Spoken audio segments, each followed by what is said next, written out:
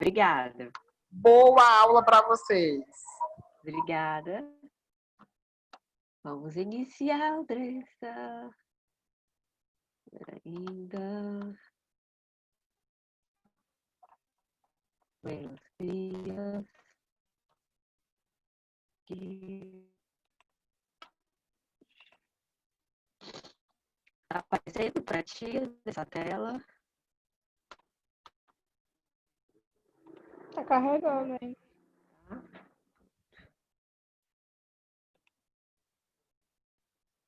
Apareceu. Então vamos começar. Deixa eu tirar esse negócio aqui que toda vida atrapalha. Aqui. Bom dia, bom sábado. Vamos iniciar falando das classes de medicamentos, da continuidade. O áudio tá bom, tá ok?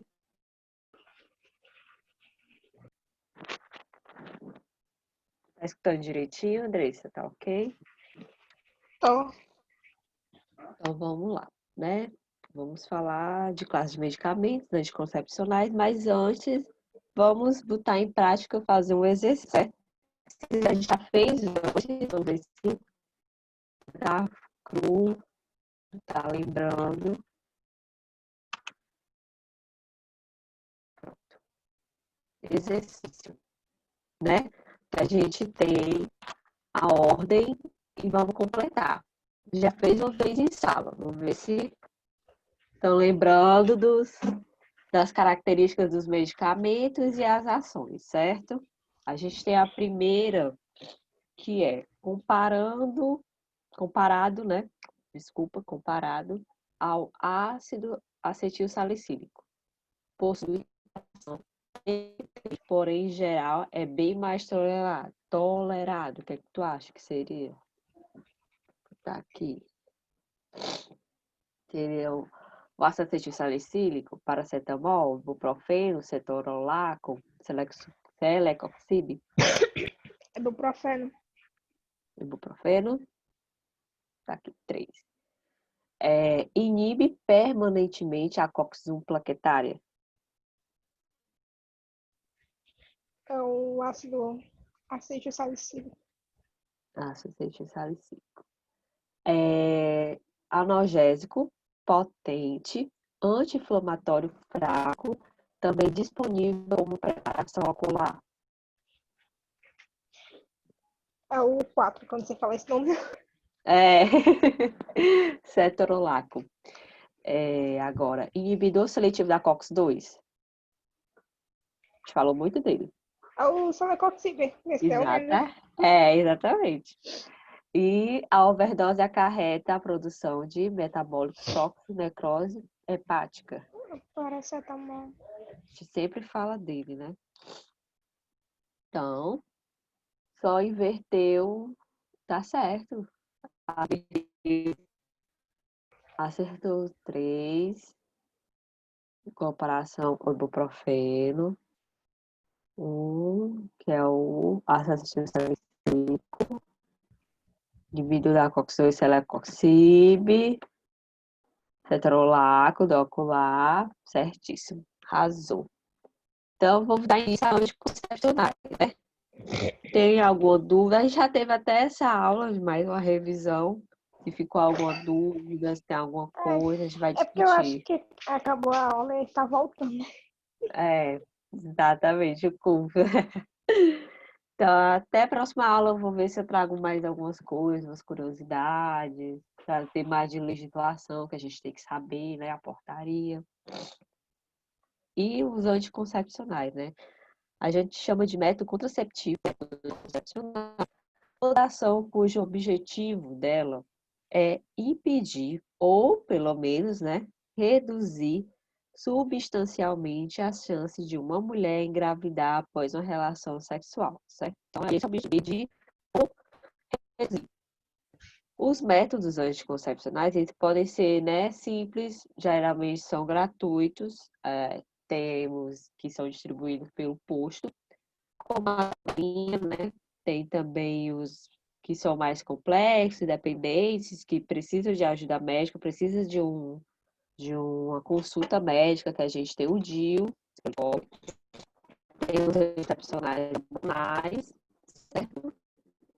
E também existe mais definitivos que requerem cirurgia e o objetivo, né? Então, homens estéreis de forma mais indicada para barectomia ou ligaduras de outras. Falando de métodos concepcionais, impedir, certo? Impedir, ou pelo menos reduzir a chance de uma mulher engravidar após uma relação sexual. Oi. Os métodos contraceptivos, como a gente estava dizendo, né? Pode ser simples e gratuito, mais complexos, independentes de ajuda médica, precisa de uma consulta médica. E existem também os métodos contraceptivos definitivos que requerem cirurgia. Mas a gente falou a ligadura para trás e a ligadura né, para as mulheres. Então, antes de escolher o método anticoncepcional, é necessário a gente definir que tipo de método de controle de natalidade é o mais adequado para o perfil, né? A importância de descobrir qual é o método que mais se adapta à pessoa que vai utilizar é importante, pois não só são para o sucesso da contracepção, mas também para que você se sinta à vontade para usá-lo de forma prolongada. Geralmente o pessoal usa por muito tempo, né? E Até todo quando mundo se decide fala que tem engravidar. que fazer exame. Só que eles geralmente não passam exame. É na conversa mesmo A primeira vez que eu fui, ela indicou um como se fosse assim, né? Ela perguntou para que era e tal, tem aquela conversa, né? Aí eu disse a ela que eu queria muito reduzir o meu fluxo menstrual, que era de 7 dias, não aguentava ficar sangrando por 7 dias. E ela passou um medicamento específico, no dia assim, e mandou os exames, e quando retornasse, ela ia olhar. Geralmente, ela ia ver. Aí, se acontecesse alguma coisa, sempre quando retorna, ela pergunta como é que tá a relação com o medicamento, para que, se caso fosse necessário, trocar. Mas daí, não tem razão. Eu acho que, geralmente, como esses medicamentos, né, usado estrogênios, prostagênios, eles sabem geralmente para que é, né? Por exemplo, os estrogênios são produzidos nos ovários, eles são utilizados, né, no distúrbio da menopausa, na irregularidade menstrual. Aí eu fui falar, quando eu falei com a doutora, era uma irregularidade menstrual. Então, ela já associou a um tipo de medicamento que tem estrogênio, né? Estrogênio conjugado, né? Tem o estradiol, que é o Strazidem. Agora, tem alguns que são usados, algum tipo de esterilidade no tratamento de distúrbios menstruais, que a gente vai ver mais na frente, que é a menorreia, dismenorreia, endometriose, muita mulher que apresenta, né? Aí já vão passar outro tipo de medicamento, como os prostagênios. Aí tem a progesterona, que é a Provera. Tem qual outro? Tem um que é um nome complicado que só. Acho que é Primolut Depot, que também é utilizado, sabe? E eles estão também, em associação, são utilizados como anovulatórios, né? Pode ser usado para evitar a gravidez. Mas precisa é ser porque primeiro. assim, foi no tempo que eu trabalhava, eu Diga. já queria ir atrás e tudo. É, aí, tipo, me indicaram um, só que eu fiquei naquela, tipo, tomar ou não tomar, sem ir no médico primeiro. Uhum. Porque já me falaram, né? Ah, tem que fazer exame, tem que fazer isso, tem que fazer aquilo. Ok, acabei indo, aí mostrei pra ele. Ele não perguntou pra que era o motivo pra mim estar tomando, não passou nenhum exame. Ele só falou que não pode tomar, não tem problema nenhum. Nem Ele só perguntou falou o isso. motivo que tu estava procurando o médico, vale? Não, ele não falou nada. Eu só perguntei a ele, é, questão do medicamento, se eu poderia tomar. Nossa, Aí ele, pode tomar normal, não tem problema nenhum. Aí não perguntou nada, não passou exame nem nada. vale, pois todas as doutoras que eu fui, elas sempre fizeram anamnésia, perguntou por que era, tinha algum tipo de relação sexual, se como é que eu estava me dando com o medicamento. A doutora sempre assim, eu nunca fui homem, né? Eu sempre fui mulher, que é preferência minha. Elas sempre fizeram a anamnese, perguntando se eu sentia alguma dor de cabeça, porque tem muito anticoncepcional que com o tempo ninguém sabe explicar muito bem por que que dá dor de cabeça, dá algum tipo de reação que aparece com o tempo. E Eu até por cheguei a quê? perguntar a ele Hum. se era pra mim voltar depois de um tempo tomando e tudo. Ele, não, não tem necessidade, não. Eu, Vai. tá certo. Foi toda a vida, a minha consulta, quando termina, ela diz que eu te vejo daqui a 6 meses. Eu, tá certo. Voltar de 6 em 6 meses lá nela. Não vou. Eu fui em dois. Uma, eu fui. Ela fez o exame porque eu nunca fiz prevenção nem nada. Uhum. Aí eu fui pra fazer, só que ela foi muito arrogante. Eu peguei e falei, eu não vou fazer.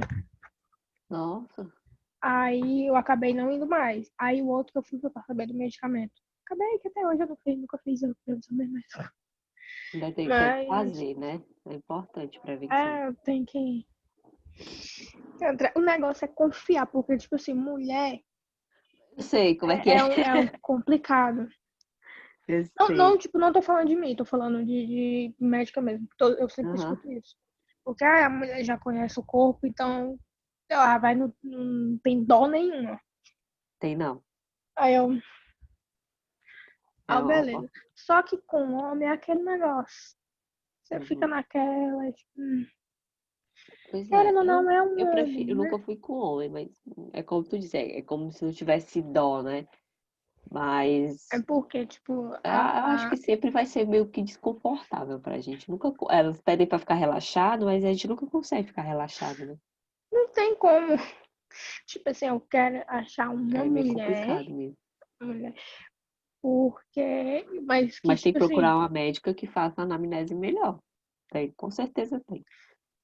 não, tipo, não é nem questão disso. É questão de, tipo assim, de eu achar uma Aí, pessoa mais no sutil livro pra da fazer o gente, na exame. página 21, ele tem umas perguntinhas, que é até importante depois, se vocês tiverem tempo, vocês verem, darem uma lida, certo? Na página 21 do nosso livro, onde a gente faz essas perguntas para descobrir qual método vai se adaptar à pessoa, né? Que é importante não só para o sucesso da contracepção. Então, lá tem umas 11 perguntinhas, que é antes de você escolher o seu método anticoncepcional, né, te dá uma olhada nas perguntas abaixo, que eles vão ajudar a definir que tipo de método de controle de natalidade é o mais adequado para o seu perfil. Depois, quando acabar a aula, vocês tiverem um tempinho, vocês dão uma olhadinha nas perguntas e até ver se os métodos contraceptíveis lá estão de acordo com o que vocês estão usando ou o que vocês desejam usar, certo? Então, a gente tem os métodos anticoncepcionais mais comuns, né? É o método de barreira, métodos hormonais, métodos intrauterinos, métodos permanentes e métodos alternativos, certo? Então, métodos anticoncepcionais de barreira. A gente vai ter a camisinha, né? Essa daqui é a camisinha feminina e essa daqui é a camisinha masculina. Então, a camisinha, ela é um dos métodos contraceptivos mais populares do mundo. É o mais usado, é distribuído gratuitamente no posto. Você pode chegar lá e pegar a camisinha tanto masculina, tanto feminina. Pode chegar lá e pegar. E ele é o mais utilizado, o método, principalmente pelos homens, né? E ele não possui contraindicação. Eu sei que você possui, tem gente às vezes que possui algum tipo de alergia, eu já escutei falar. Que tem gente que possui, Porque tem né? gente Algum que tipo de alergia ao látex. o E látex, tem também gente a que tem camisinha alergia tem e a. efeitos colaterais relevantes, né? Apesar, como eu estou falando, de algumas pessoas têm alergia ao látex. E é o material usado para confeccionar camisinhas. O material que é feito de Não látex. só o Então, para látex, essas mas pessoas, algumas a. pessoas, qual vai ser o caminho, né? O que é que elas têm que usar? Existem camisinhas hoje no mercado produzidas com outro tipo de material, que seria o poliuretano. Então, a camisinha, além dela ser um método, né, de controle de natalidade, porque serve para prevenir, também serve para prevenir doenças sexualmente transmissíveis, o seu custo é baixo. Então, não necessita de ir ao médico. E a duração de contracepção é curtíssima, apenas o tempo quando se tem a relação. Então, a camisinha ela é muito importante porque, além de prevenir, né, contra...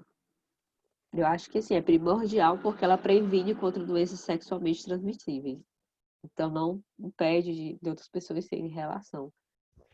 E ela é esse método de barreira também. Então, ela deve ser descartada, né? Lembrando, usou, deve ser descartada ao fim de cada relação. E não custa lembrar de novo que ela é disponibilizada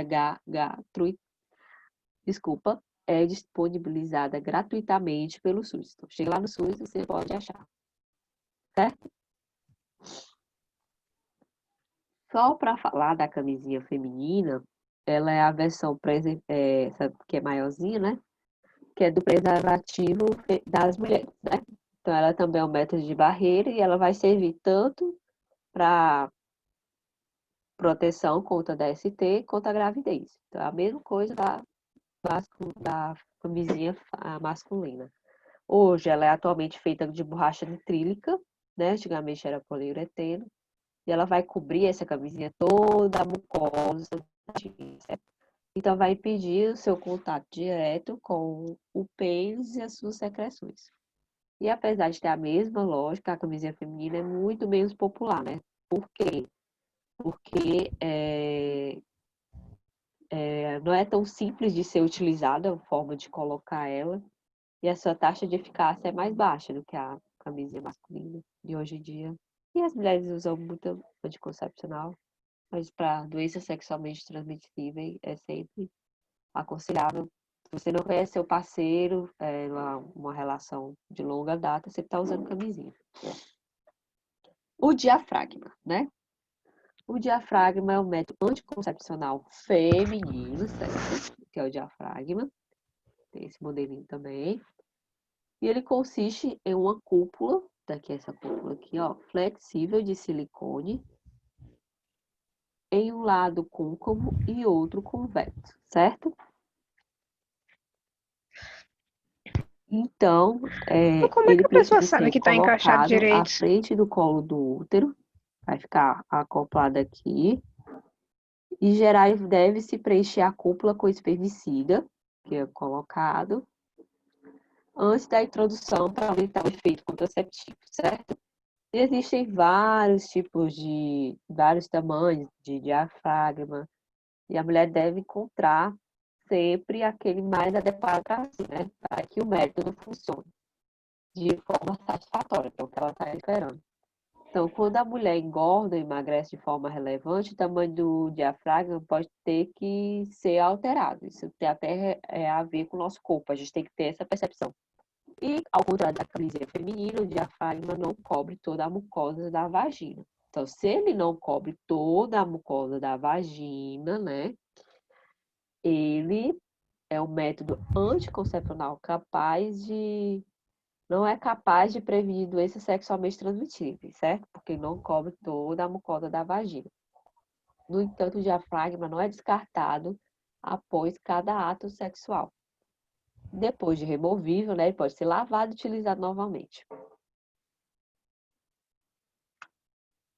Está aqui um exemplo de diafragma de silicone. Mas E pode usar ele por quanto tempo? certo? Esse daqui é o creme espermicida, que ele pode ser considerado um método de barreira, porque ele cria essa barreira química, certo? Que impede a chegada dos espermatozoides ao útero feminino. E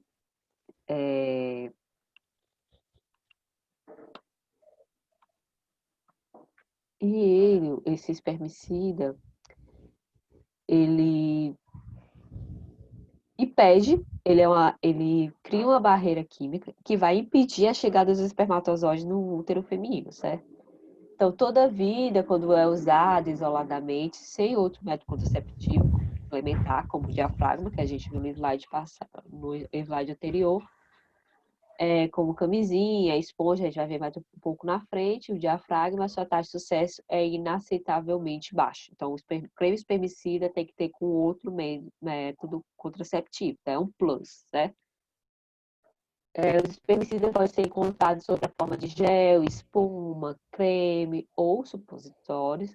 E a aplicação é simples, é igual ao de qualquer gel vaginal, né? Que a maioria das mulheres já utilizou alguma vez na vida. Quando a gente, geralmente, às vezes aparece alguma... Quem teve infecção urinária ou apresentou alguma doença ali na área da vagina, é passado um creme para combater e é mais fácil de ser utilizado, né? Um gel vaginal. Então, esse espermicida deve ser aplicado preferencialmente entre 10 e 30 minutos antes da relação sexual. Ele não deve ser retirado por pelo menos de 6 a 8 horas. Se o ato sexual demorar mais de 1 hora para ocorrer após a aplicação do espermicida, sua eficácia torna-se ainda mais baixa do habitat, certo? Do habitual. Então, aconteceu o ato sexual e demorou mais de 1 hora para ocorrer esse ato. Após a aplicação, apliquei o espermicida e demorou mais de 1 hora para ocorrer o ato sexual, pode ser que a eficácia torne-se ainda mais baixa do que o habitual, certo? Então, o recomendado é ser aplicado 10 a 30 minutos antes de ter a relação.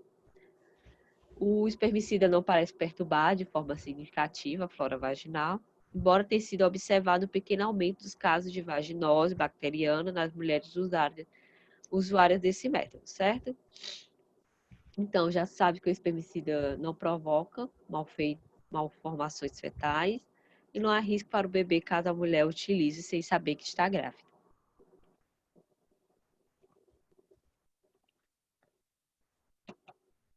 Travou, será? De novo? Pronto. Essa é a esponja vaginal, certo? A esponja vaginal, ela é outra opção de método anticoncepcional de barreira para as mulheres. Eu nunca vi, assim, só em livro, assim, pessoalmente, eu nunca vi a esponja vaginal, mas a lógica dela é que a esponja, ela é semelhante à do diafragma, certo? Ela vai cobrir toda a entrada do útero, mas ela não protege a mucosa vaginal. Se não protege a mucosa vaginal, ela não protege contra DST, certo? Então, a esponja contraceptiva é um dispositivo, ele é macio, né, por ser uma esponja, tem o formato de disco e é feito de espumas de poliuretano e com uma alça para facilitar a sua remoção. Então, tem a esponjinha, tá aqui, ó, feita de poliuretano e a alcinha para puxar, para poder fazer a remoção. Então, a esponja já vem com espermicida. O diafragma a gente coloca, né? A esponja já vem com espermicida e deve ser molhada antes de ser inserida na vagina. A esponja só deve ser retirada após 6 horas da última relação sexual e pode permanecer dentro da vagina por até 30 horas. Não é preciso trocar a esponja se mais de uma relação sexual ocorrer do prazo de 24 horas, certo? E quando a gente fala assim, ao contrário do diafragma, não há tamanhos diferentes para a esponja. Então, a sua eficácia em mulheres que já tiveram pelo menos um parto é mais baixa do que as mulheres que nunca pariram, certo? E daqui ela, ó, como é que a gente vê quando é colocada, a, a alcinha fica para baixo para poder ser puxada, ela fica bem na entrada. Não protege a mucosa, né? A gente falou.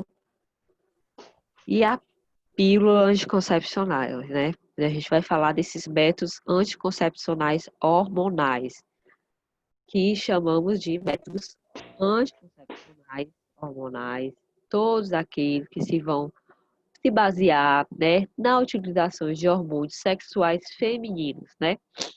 Nomeadamente a progesterona e o estrogênio, para manipular o ciclo menstrual. No começo da aula a gente estava até falando de uns medicamentos, né, que tem a progesterona e estrogênio.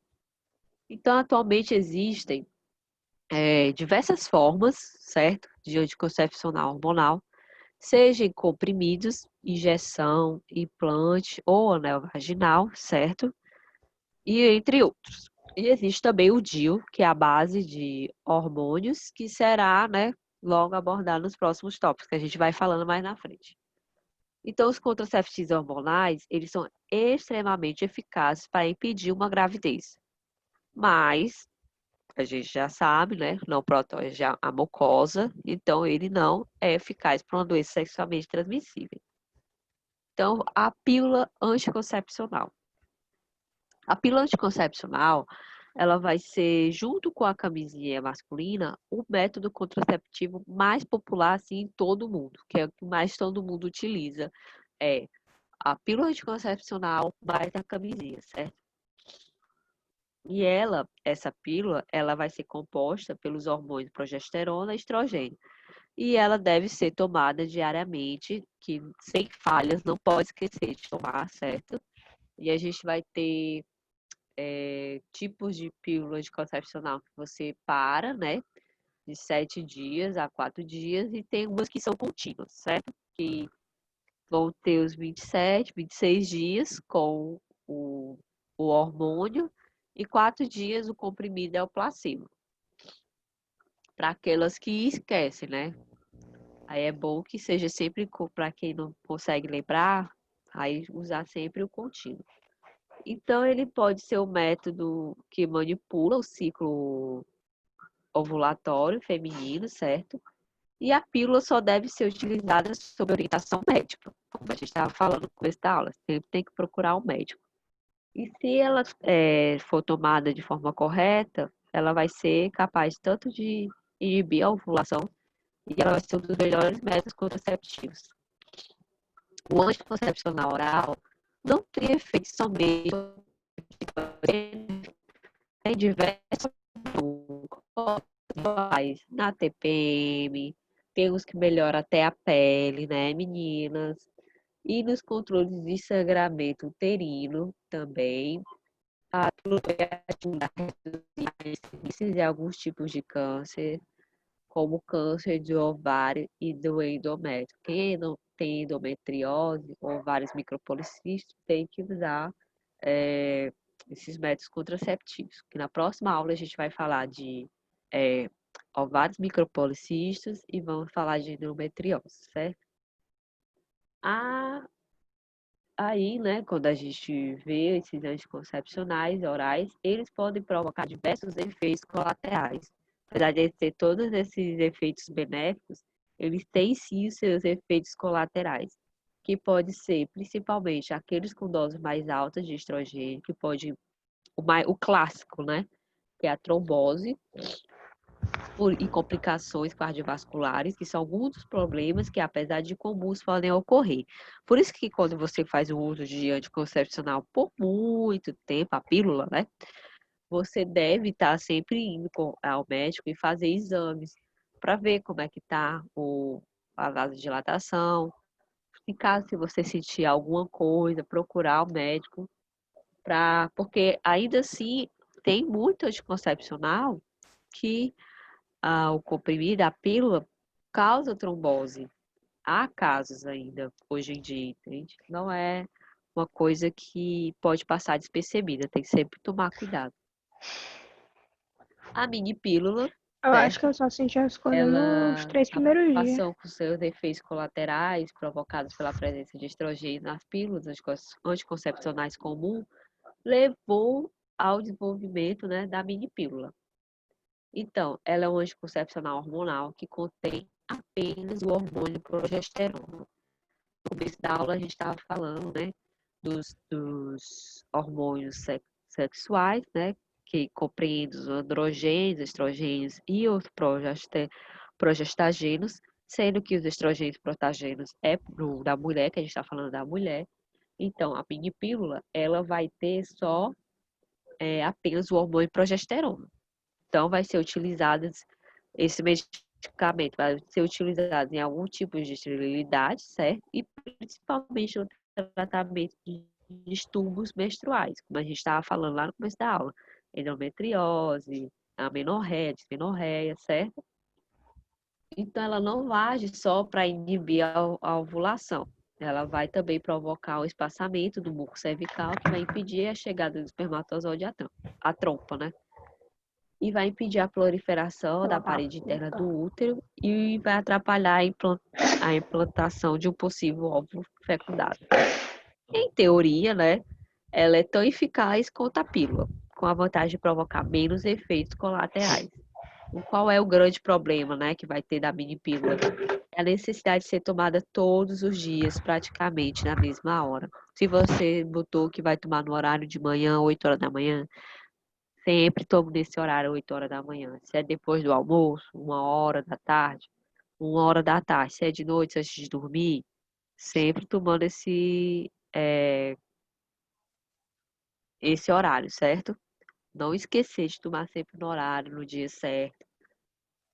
E é simples, às vezes, um simples atraso de 3 horas ou mais é suficiente para que a mini pílula perca o seu efeito protetor. Portanto, apesar de ter um potencial, né, efeito protetor de pílulas comum, na prática a quantidade de falhas é maior quando a gente fala. Por isso é Qual é preciso, a no caso da diferença? mini pílula, ter muita disciplina quando você utiliza ela. Pílula dos dias seguintes, né? A pílula do dia seguinte possui doses muito elevadas de hormônios, certo? Torno de 0,75 miligramas. Então, ela só deve ser tomada quando for uma forma bem emergencial, certo? Lembrando que não é 100% eficaz, não é garantia que vai dar certo. Então, ela não pode ser encarada como um método anticoncepcional habitual, porque é uma carga de hormônio muito forte que a mulher recebe. E ela é só, gente, apenas um método contraceptivo de emergência, certo? Só no último caso você precisar, sim, recorrer, certo? Não pode ser uma coisa com frequência. Se for com frequência, você está fazendo errado. Você está jogando muito hormônio no seu corpo. Você vai estar se expondo a quantidades elevadas, né? E completamente isso é desnecessário e perigoso. Então vamos ver aqui os videozinhos. Tá me escutando, Sandra? Espera ainda aqui. Sandra.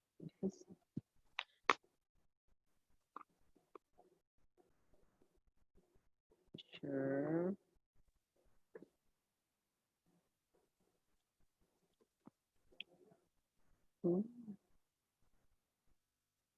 Então, pílula anticoncepcional faz mal à saúde, né? Vou ver aqui o doutor Drauzio. Tá aparecendo a tela para tu, Andressa? Tá. Andressa.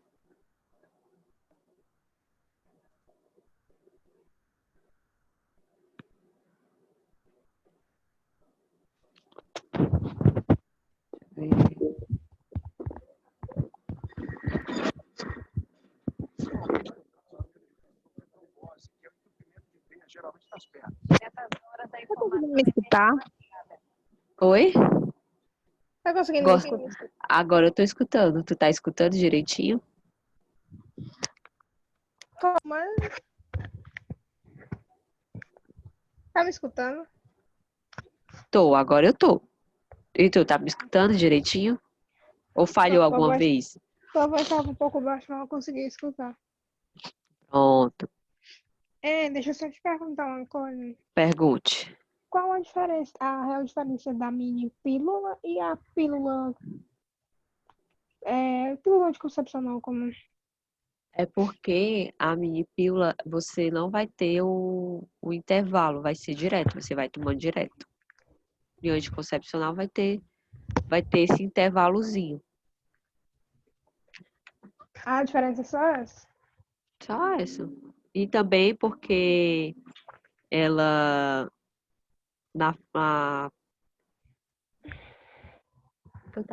que ela tem ela vai ter só progestina, né? E ela é um medicamento diário. Então, quando você toma um anticoncepcional, pode ter que esteja com progesterona, estrogênio, certo? Vai ter o estrogênio e a progesterona na composição do anticoncepcional, certo? E a mini pílula, ela vai ter só a progesterona. também tá, você utiliza a amamentação a mini pílula. Entendeu? É só isso a diferença. Entendi. Então vamos escutar aqui sobre o Dr. Drauzio falando dos métodos, qual o melhor método contraceptivo. Por isso, Dr. Drauzio vai relatar de volta e vai responder à pergunta: será que existe mesmo motivo para essa preocupação?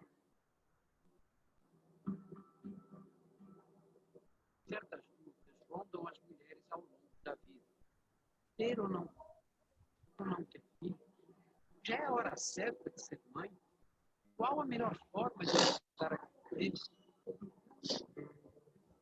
Entre todos os métodos disponíveis, 61% das brasileiras escolheram a pílula anticoncepcional. Número bem maior do que as que optaram pela camisinha, 36%. Eu comecei a usar a pílula, eu tinha 19 anos, comecei com 18 anos, até os 31, tomei direto. Eu tomei durante 3 anos.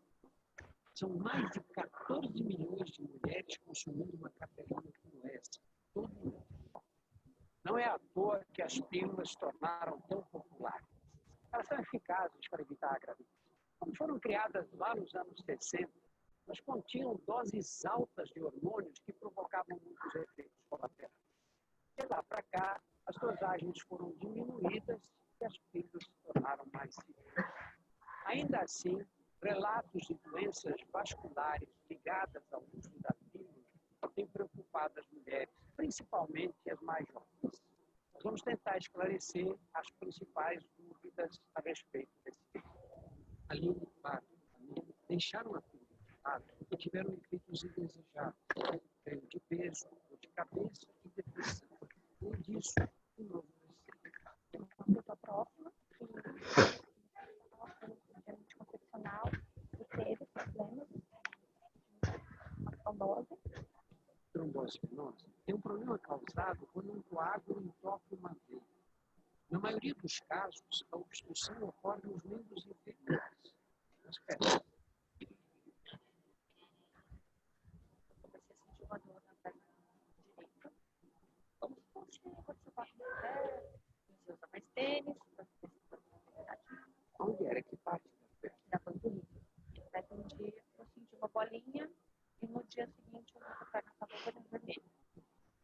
Cristina procurou um cirurgião vascular e fez o diagnóstico de trombose venosa. A primeira pergunta que ele fez: você faz uso de anticoncepcional? É que as pílulas anticoncepcionais são compostas por 2 tipos de hormônios femininos, a progesterona e o estrogênio. A progesterona inibe a ovulação e o estrogênio ajuda a regular o ciclo. Mas em algumas mulheres, essa combinação pode provocar alterações no sistema de coagulação do cérebro, que facilitam a formação de trombos no interior das veias. Eu já imaginei que eu poderia falecer, que eu poderia morrer. Se o coágulo subir para o pulmão, você pode ter uma complicação maior. O medo da Cristina era por embolia pulmonar, que acontece quando o coágulo é levado pela corrente sanguínea para os pulmões. A embolia é um quadro mais grave, às vezes fatal. Cristina interrompeu a pílula e depois de 4 meses a trombose tinha desaparecido. É provável que essa trombose tenha sido provocada pela pílula, mas fica difícil estabelecer a relação entre causa e efeito, porque existem outros fatores de risco para desenvolver trombose. Na população geral, trombose venosa é doença rara. Ocorre um caso para cada 1000 mulheres.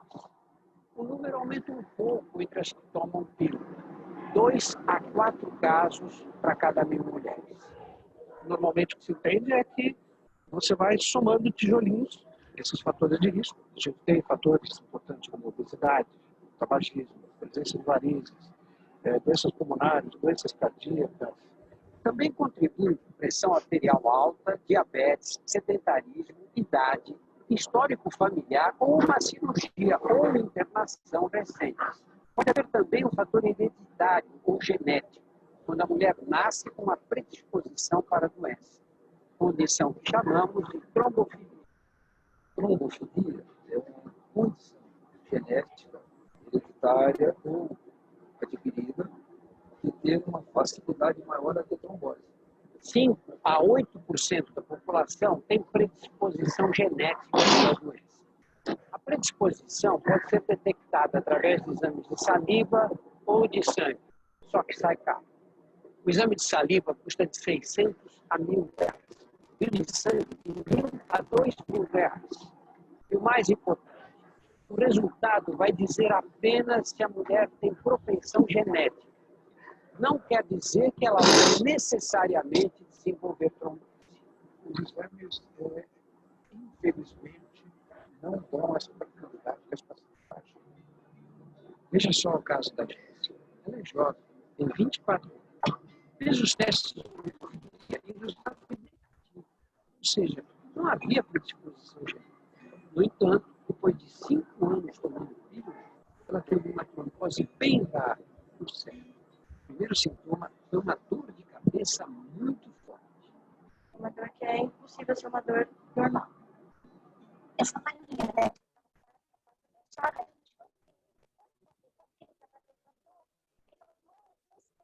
Aconteceu alguma coisa comigo. E eu lembro que eu tropecei na cozinha, assim, né? Falei, mãe, o que está acontecendo? Eu não sei, eu tô me sentindo mal. Jéssica havia tido uma convulsão decorrente de uma trombose cerebral, um caso raríssimo. Nenhum parente da Jéssica tinha tido nada parecido. Casos de trombose de família servem como sinal de alerta, principalmente quando ocorrem num parente jovem. O problema é ela ter uma mãe com 40 anos de idade que teve trombose. Isso não sugere muito mais um fator genético ligado ao risco. Você não é fumante. Faz exercício. Não era tão sedentário, eu ia para a faculdade, eu andava. Nenhum fator de risco, nenhuma história familiar. Só E ainda vida. assim, você teve essa trombose rodada. Já com a Carla, o pior poderia ter sido evitado. Ela começou a tomar a pílula para tratar um mioma. 6 meses depois, teve um derrame cerebral. Eu estava dando aula e eu senti uma congestão nasal diferente. Fui para casa, aquela noite eu não consegui dormir, porque a cabeça doía, era uma dor de cabeça descomunal. E aí, de madrugada, eu acordei cega, completamente cega, e com o lado direito do corpo já com muito tremor e dando sinais de paralisia. Se detectou que eu estava com uma trombose cerebral bilateral muito extensa. De lá eu já fui direto para o UTI. Nos meses seguintes, Carla perdeu a fala e parte dos movimentos.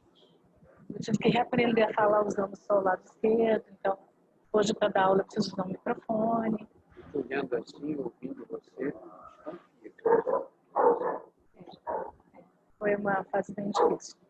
Depois do derrame, Carla fez o teste para a trombofilia genética. Eu já tinha uma predisposição 6 vezes maior de desenvolver uma trombose, com o uso do medicamento aumenta para 60. não sabia nada disso. Nada disso. Também não fez nenhum exame antes. Não. Não, e a médica sequer mencionou para mim a possibilidade ou a existência dessa questão da trombofilia. Eu não tinha obrigação de saber dessa médica. Carla criou uma página que reúne relatos de mulheres que passaram por alguma complicação como a dela e elaborou um questionário que foi respondido por mais de 11.000 mulheres. 93% disseram que nunca foram informadas pelos médicos dos riscos da trombose.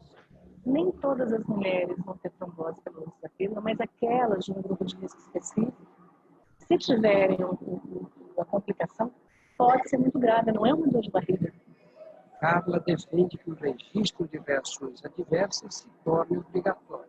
O médico recebe a paciente, ele não registra. Então a gente não tem estatísticas confiáveis.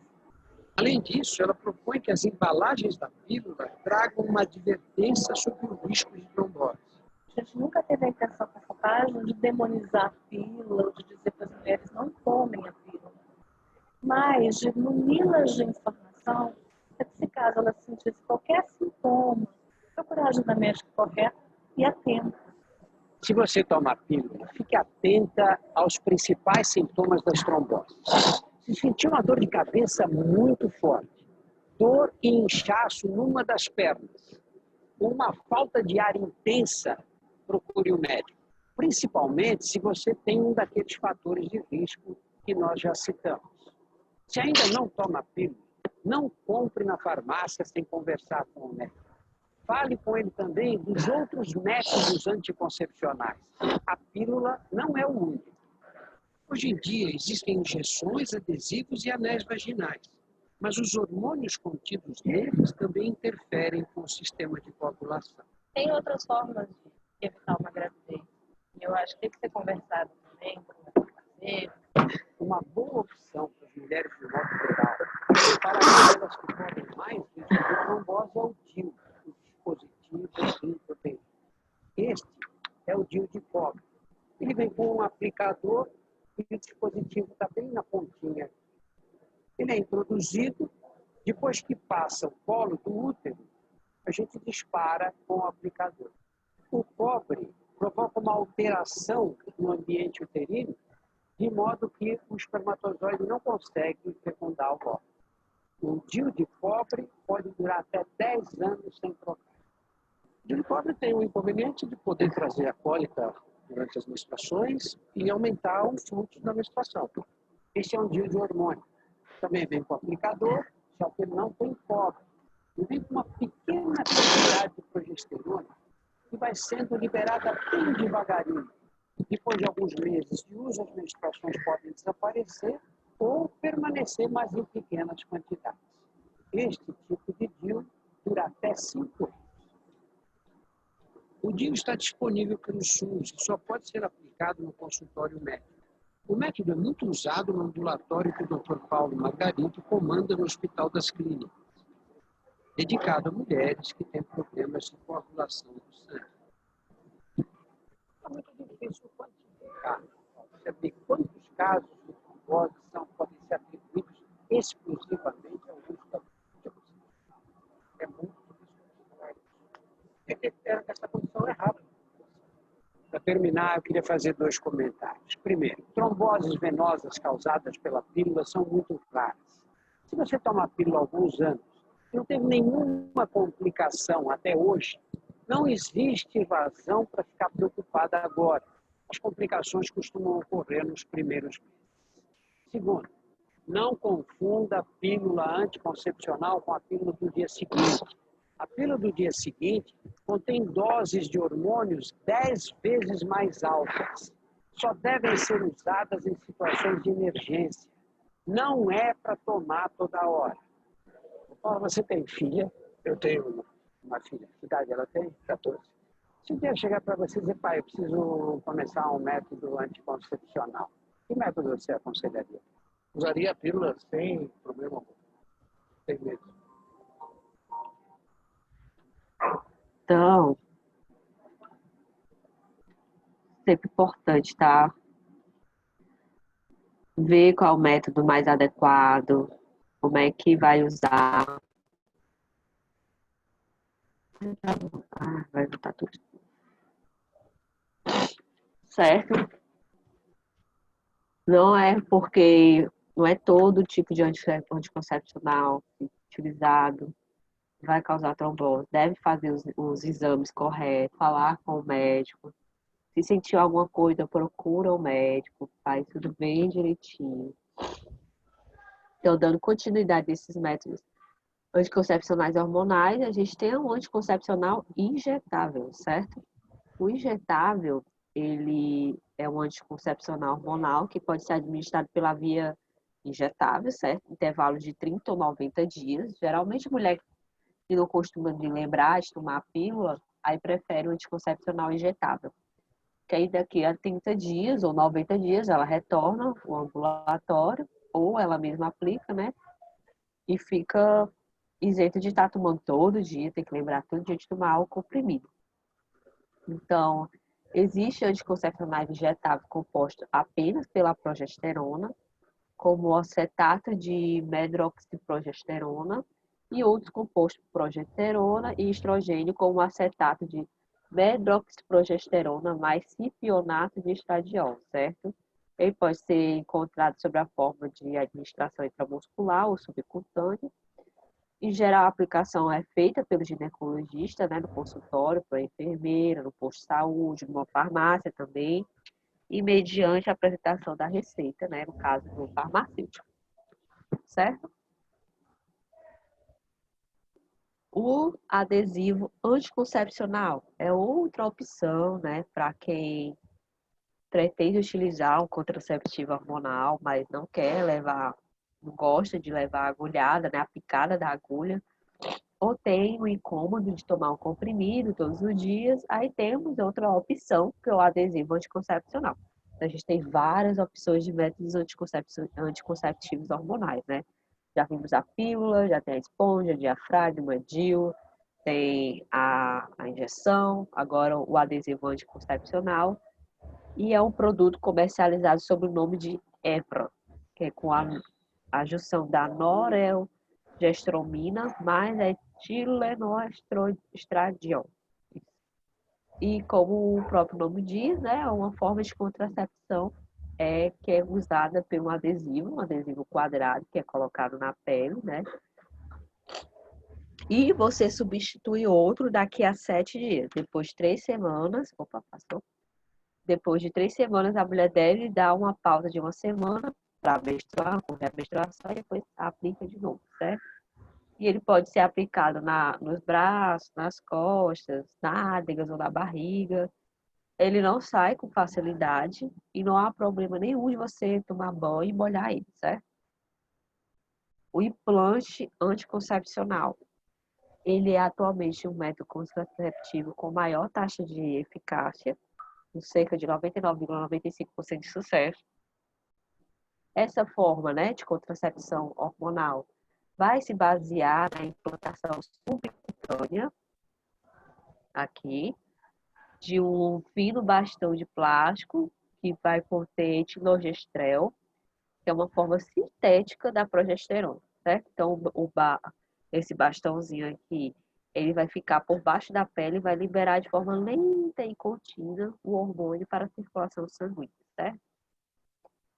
O efeito do contraceptivo do implante tem duração de 3 anos, sendo um método bastante confortável para quem deseja, né, uma contracepção mais prolongada, mas não definitiva. O anel vaginal é outra opção de contracepção hormonal disponível no mercado. Esse método, né, de anticoncepcional é um anel, mas de ver aqui na foto, ele é flexível, ele é feito de silicone e vai liberar de forma lenta a progesterona e estrogênio, certo? E ele pode ser inserido pela própria mulher e não causa qualquer incômodo, mesmo durante a atividade sexual. Então, o anel pode ficar, né? Fica na vagina por 3 semanas e depois ele é desprezado, certo?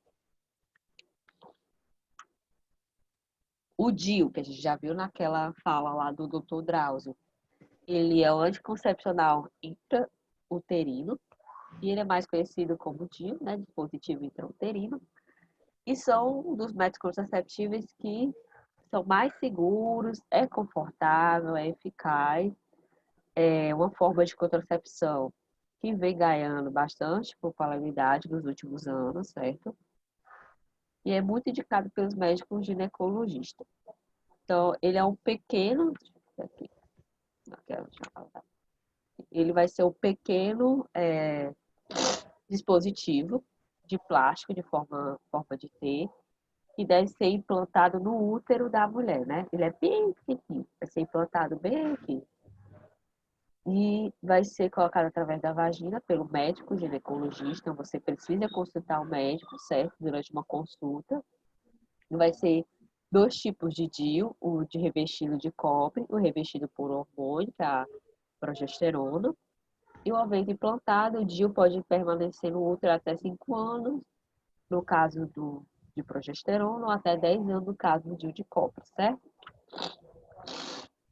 Métodos anticoncepcionais permanentes, né? O que quer dizer isso? São aqueles que têm como objetivo esterilizar o homem ou a mulher e vão torná-los, né, inférteis de forma definitiva. Mas a gente sabe que a vasectomia, ela é reversível. E tem as duas formas de esterilização disponíveis, tanto para o homem quanto para a mulher, são por meio de cirurgia, certo? E esse é o tipo de método que tem que ser utilizado no último caso, tem que ter muita conversa, que em muitos casos não consegue se ter a reversão, certo? No caso da vasectomia, é uma cirurgia que vai fazer para cortar os ductos deferentes, né? Que vai impedir a liberação do espermatozoide no líquido ejaculado, e essa é a forma mais efetiva de contracepção masculina. Se faz para homem é mais fácil do que para mulher, porque não é tão invasível, é um procedimento cirúrgico simples, né? Que não precisa ser feito no centro cirúrgico, hospitalar. Geralmente o médico indicado é um urologista, e a vasectomia, lembrando que não diminui a libido e não interfere na ejaculação no caso de impotência.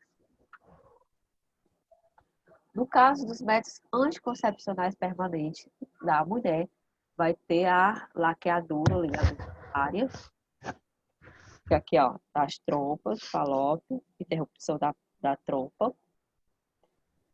E a laqueadura, né, é um procedimento de esterilização que tem como objetivo impedir que a mulher consiga engravidar. Assim como a vasectomia no homem, né, vai ser um processo contraceptivo definitivo na mulher. Na mulher, a gente já sabe que é um processo definitivo. Então, vai funcionar como método anticoncepcional definitivo, pois é um procedimento que vai causar a interrupção da trajetória de ambas as trompas, que é as duas, ó, tanto aqui como aqui, e vai impedir que os espermatozoides cheguem no óvulo, né? Ovário. Então, vai ser um procedimento que pode ser feito, né, de forma cirúrgica, e a ligadura das trompas não impede a ovulação, nem interfere no ciclo hormonal feminino. Então, quando você faz a interrupção, não vai interferir na menstruação, no ciclo menstrual, no ciclo hormonal, nem nada. Só vai impedir a gravidez, certo?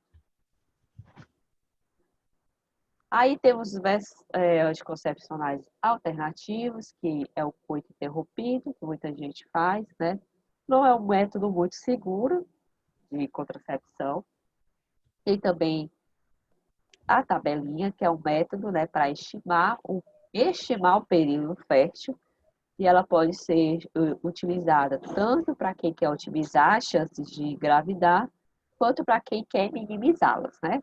Onde a gente tem, no período menstrual, a gente está infértil, aí vem os 14 dias férteis, os outros são o período infértil, certo? Então, tem uma lógica por trás desse método. A gente sabe que o espermatozoide tem uma vida em média de 5 dias no aparelho do reprodutor feminino. Então, o óvulo sobrevive por 24 horas. Então, tem os 5 dias que antecedem a ovulação, né? E também tem as 24 horas a seguir, são o período com maior risco da mulher engravidar, certo? Nas mulheres que têm ciclo, a tabelinha no caso é mais aconselhável, recomendada para mulheres que têm ciclo menstrual muito regular, que sabe o dia certo, faz a menstruação, desce no dia certo e tudo, que a ovulação é um evento bastante previsível, então pode ser usado por ela. Então, as principais mudanças, né? A mulher fica ainda mais bem-humorada e bonita, né, durante a menstruação, perto de menstruar. No período fértil, o corpo da mulher produz mais estrogênio, a substância aumenta o desejo sexual, por isso a mulher fica mais disponível, né, para o sexo. Tem também o tipo de buco presente no colo do útero. Esse buco, muitas vezes o pessoal já sabe que a mulher está no período fértil. É como se fosse uma clara de ovo, o buco. Ela serve para ajudar os espermatozoides a chegarem ao útero, né? E ao fim do período fértil, começa a aumentar a produção de outro hormônio, que é a progesterona, que aí vem a TPM e depois a gente entra no nosso ciclo menstrual. Esse daqui é o buco cervical, certo? Que esse buco cervical é outro método, outra forma de prever a ovulação, certo? Por meio do buco cervical. Que alguns dias antes da ovulação, o buco vai ser produzido pelo útero e ele vai alterar-se e tornar-se mais espesso e elástico, certo? Você pegar o buco e abrir até uma certa forçar ele até um certo ponto e ele não se romper, é porque você está no seu período fértil, certo? A amamentação exclusiva também falam que é uma forma de método anticoncepcional alternativo, porque as mulheres demoram, né, a ovular, pois a prolactina, que é um hormônio do leite, responsável pela produção do leite, vai inibir o processo hormonal natural, certo? Que leva à ovulação. Por isso que a amamentação pode ser utilizada para evitar gravidez. Tem também a abstinência sexual, que é um método contraceptivo, com certeza, durante a quarentena, está sendo o método contraceptivo mais seguro e à prova de falhas, certo? Então, aqui a eficácia dos métodos contraceptivos. A gente tem que ver que é uma das primeiras coisas que o casal deve saber antes de escolher o método contraceptivo mais adequado para si, é a taxa de eficácia de cada método, né? E deve pesquisar. Então, com os métodos contraceptivos com elevadíssima taxa de sucesso, a gente tem o implante, a vasectomia, o DIU e a ligadura tubária, certo? São atualmente os métodos anticoncepcionais com maiores taxas de sucesso. Além do elevado sucesso teórico, como são os métodos que dependem pouco do paciente. Eles também têm uma elevadíssima taxa de sucesso real. Aqui está um gráficozinho que tem até no nosso livro, que é o método contraceptivos com elevada taxa de sucesso. Está aqui o injetável, a pílula, né, o adesivo e o anel vaginal. Quando são usados de forma correta, é quase 100%. Claro que, ó, sempre quando você usar de forma correta, a chance de dar certo é muito maior, né, também. Sucesso real. Só a pílula do dia seguinte, que é 88%. Eu já vi muitos casos que tem fatos assim, reais, que eu conheço pessoas próximas que tomaram a pílula do dia seguinte e mesmo assim nós temos uma linda criança correndo pela casa, então não quer dizer que vai dar certo.